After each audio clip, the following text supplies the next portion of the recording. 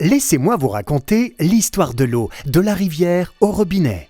Tout commence donc par une rivière, celle du Couatoulzar. La prise d'eau est située à Penouat, sur la commune de Tollet dans le Finistère.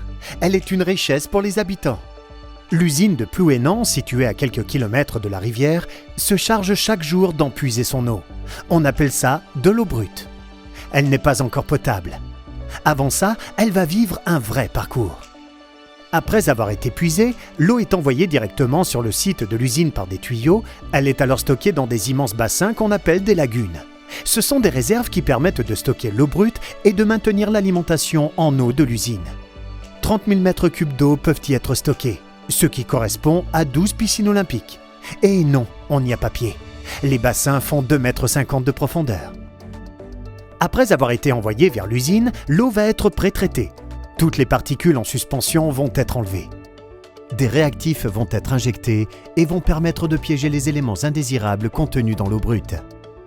Ces boues, comme on les appelle, vont ensuite descendre dans le fond des bassins et former un lit de boue. L'eau claire, restée en surface, va être récupérée et va poursuivre son chemin. Les boues sont quant à elles déshydratées, puis acheminées vers une station de compostage et de valorisation. Une fois cette étape primordiale réalisée, c'est le moment d'ajouter du charbon actif. Son rôle est d'éliminer les impuretés restantes dans l'eau. Le charbon agit comme une éponge, il piège les molécules organiques pour ensuite se mélanger aux boues. L'eau part alors pour son avant-dernière étape.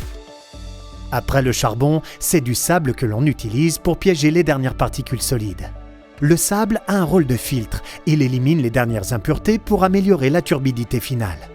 La turbidité ? C'est la transparence de l'eau. Pour terminer son traitement, l'eau prend la direction de la désinfection. Des rayons ultraviolets viennent éliminer les bactéries. Du lait de chaux est ajouté pour corriger le pH, puis du chlore est ensuite injecté pour une désinfection longue et durable.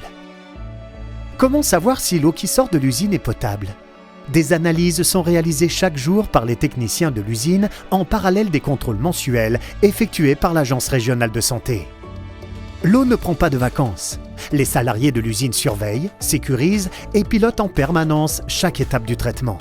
Nous pouvons alors boire de l'eau potable 24 heures sur 24 et 365 jours par an.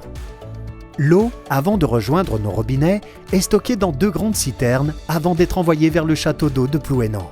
Il mesure 62 mètres, comptabilise 288 marches et peut stocker 1000 mètres cubes d'eau, soit 1 million de bouteilles d'1 litre. Si le château d'eau est si haut, c'est pour permettre d'envoyer l'eau potable dans les habitations situées plus bas grâce à la pression. Voilà, vous savez désormais comment fonctionne l'usine du syndicat de l'Orne et comment l'eau arrive jusqu'à vous lorsque vous ouvrez votre robinet. Un circuit fragile qui part d'une simple rivière.